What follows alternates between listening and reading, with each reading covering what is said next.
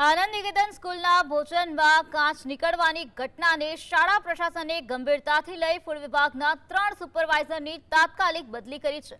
શાળાએ વાલીઓ સાથે રહીને પૂર્ણ સપોર્ટ કરવાની ખાતરી આપી, જ્યારે કાચના ટુકડા અંગે ઇન્ટરનલ તપાસ ચાલી રહી છે। તેમજ નવી ટીમ આવ્યા બાદ 2 દિવસમાં કેન્ટીન પુનઃ શરૂ કરાશે। આ ઘટના બાદ ડીઈઓ અને પોલીસ દ્વારા ચાલી રહેલી તપાસમાં સંપૂર્ણ સહકાર આપવા પ્રશાસને તૈયારી દર્શાવી।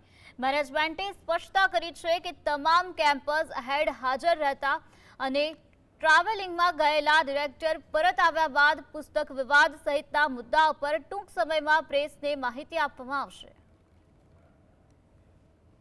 ગઈકાલ 2 દિવસ અગાઉ જે ઘટના ઘટી હતી શાળામાં, એના વિરુદ્ધ શાળાએ સખ્ત એક્શન લીધા છે।